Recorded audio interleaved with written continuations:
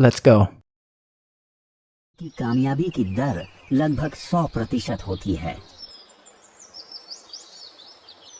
जो भी जीव मकड़ी के जाल से टकराता है, चाहे वो कोई कीड़ा हो या कोई और मकड़ी या कोई छोटा मेढक हो या कोई हमिंग बर्ड, अगर वो चिपचिपी रेशम की पकड़ से खुद को छुड़ा नहीं पाते तो उन्हें गला दिया जाता है। अच्छी बात यह है कि मकड़ियों की काबिलियत उनके छोटे जाल तक ही सीमित है। ये पता लगाना बहुत मुश्किल है कि जानवरों के अंदर इंद्रियां कैसे काम करती हैं। उन दृश्यों की कल्पना करना जो कीड़े अपनी नन्ही नन्ही आंखों से देखते हैं, या पता लगा पाना कि वो क्या सुनते हैं, क्या सूंघते हैं, या वो उन अंगों से क्या पता लगाते हैं जो किसी और रीढ़ की हड्डी वाले जीव के पास नहीं है, किसी के भी होश उड़ा देगा। ये पता लगा पाना नामुमकिन है कि वो जीव जिनके दिमाग हमारे दिमाग से इतने अलग हैं, उस जानकारी का इस्तेमाल कैसे करते हैं जो उन्हें मिलती है। हम उनके बर्ताव से कुछ ही चीजें समझ सकते हैं, लेकिन फिर भी इन्हें करीब से देखना काफी दिलचस्प हो सकता है। जैसे मिसाल के लिए इस बात का पता लगाना कि क्या एक मैंटिस दूसरे मैंटिस पर हमला करेगा अगर वो ये समझ जाए कि उसका शिकार उसी की प्रजाति का है।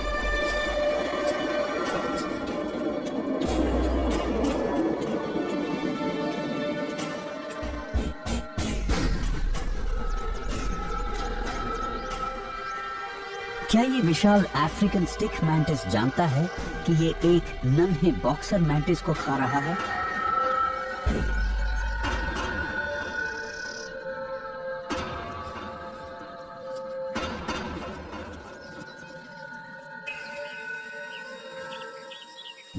प्रतिद्वंदी शेर एक दूसरे को मार डालते हैं, लेकिन वो अपने दुश्मन को खाते नहीं हैं। जब एक मैंटिस का सामना उसी के आकार के दूसरे मैंटिस से होता है, तो ऐसे में मुठभेड़ का नतीजा एक ही हो सकता है।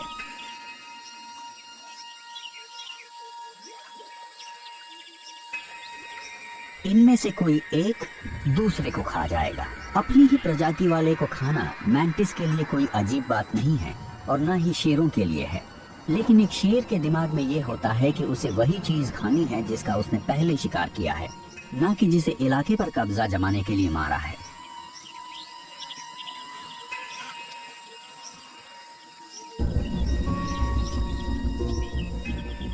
वहीं दूसरी तरफ मैंटिस दूसरे मैंटिस को ऐसे खा जाते हैं जैसे कि ग्रास हॉपर या किसी दूसरे कीड़े को खा रहा हो, और प्रजनन का मौसम आने तक ये हर मुमकिन चीज को खा जाते हैं। उसके बाद मिलन के लिए बनने वाले हार्मोन्स नर और मादा के बीच इस फितरत को खत्म कर देते हैं, वो भी लगभग हर बार।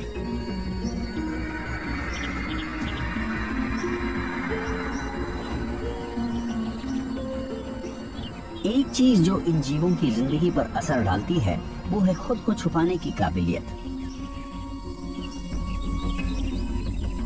ये नजर न आकर जिंदा रहते हैं। इसीलिए नकल करने वाले मैंटिस का दिमाग, जैसे ऑकिन मैंटिस, पौधे की ज्यादा से ज्यादा नकल करने के लिए प्रेरित करता है।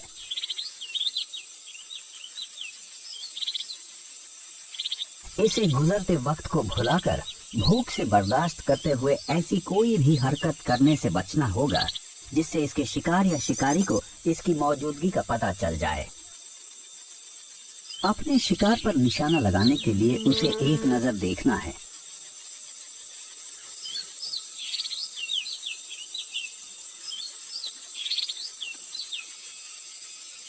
और ये उसे बीच हवा में ही पकड़ लेता है।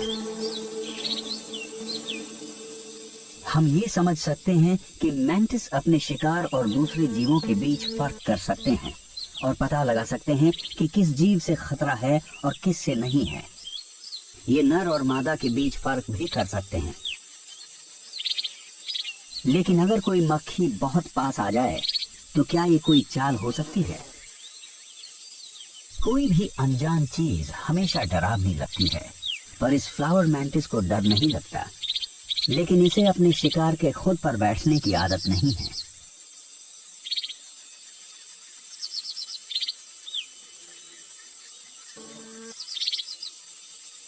मक्खियों के देखने की काबिलियत काफी हद तक मैंटिस जैसी ही होती है, लेकिन ये मक्खी इस फूल पर अपने शिकारी के बाद आई थी।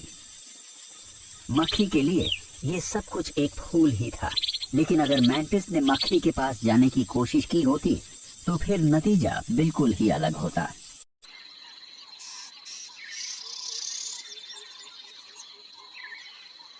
जानवर किसी भी चीज के मुकाबले डर की वजह से जिंदा रह पाते हैं, जो इनके बचाव का मुख्य तरीका है। मगर फिर भी इन्हें उन शिकारियों से डर नहीं लगता जिन्हें वो देख नहीं पाते। उन्हें इस बात का डर नहीं होता कि कोई चीज भविष्य में इनका शिकार कर सकती है। जानवरों को सिर्फ आवाजों, गंध और अपने आसपास घूमने वाली परछाइयों से डर लगता है। प्रकृति में जो भी जानवर हर वक्त चौकन्ना नहीं रहता, उसका अंत बहुत जल्दी हो जाता है। किसी बिच्छू पर हमला करना जानलेवा हो सकता है, तो ये जरूरी है कि जो भी जानवर इस लाजवाब पर मजबूत कवच वाले आर्थ्रोपॉड का शिकार करना चाहता है, उसके दिमाग में थोड़ा डर होना चाहिए।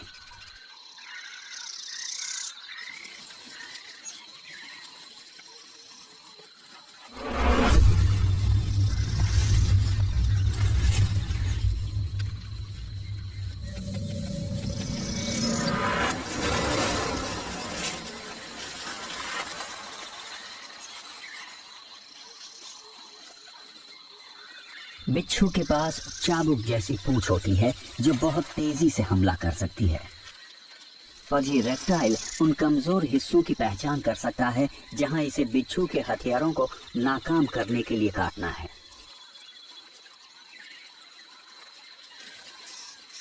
ये बिच्छू किसी बड़े बंदर की जान ले सकता है, तो इस नन्ही इग्वाना के लिए इसे मारने में मुश्किल और खतरा और भी ज्यादा है। मगर फिर भी हालात इस नन्हे शिकारी के काबू में हैं।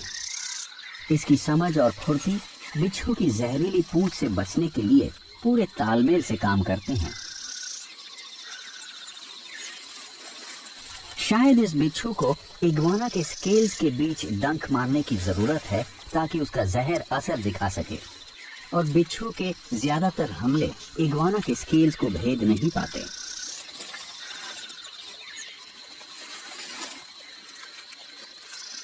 जो भी हो, ये जाहिर है कि शिकारी को बहुत चौकन्ना रहना होगा ताकि उसे डंक ना लग जाए।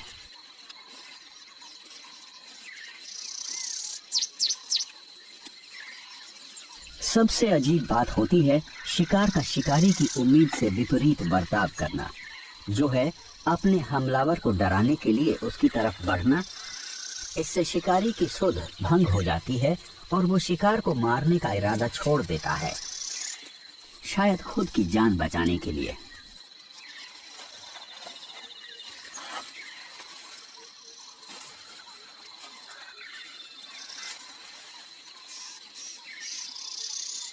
लेकिन इग्वाना ने तब भी बिच्छू पर हमला जारी रखा जब वो सबसे ज्यादा खतरनाक था, और जैसे ही शिकार अपनी पीठ इसकी तरफ करता है, इग्वाना एक बार और कोशिश करती है। इस बार इग्वाना ने बिच्छू को पूरी तरह घायल कर दिया है और अपनी गतिविधियों के बीच तालमेल बैठाने की उसकी क्षमता को गंभीर नुकसान पहुंचाया है। शिकार बुरी तरह घायल हो गया है और मरने ही वाला है।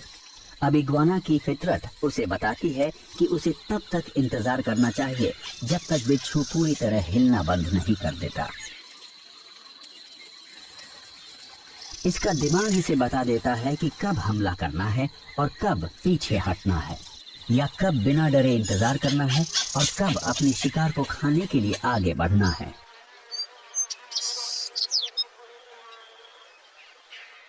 जाहिर है रेप्टाइल्स का दिमाग ये भी पता लगा लेता है कि कब उसे अपने शिकार से कोई खतरा नहीं है और वो अगला काम कर सकते हैं, उसे खाना। अगर बिच्छू अब भी अपने डंक से अपना बचाव कर सकता, तो इस हालत में उसके पास इग्वाना की आंख या उसके मुंह में डंक मारने का अच्छा मौका था। पर ये कोई ऐसी चीज नहीं है जिसे इग्वाना ने समझा है, बल्कि ये तो उसकी प्रवृत्ति है जो इसे कई इग्वानास की मौतों के बाद प्रकृति के चयन की प्रक्रिया से मिली है।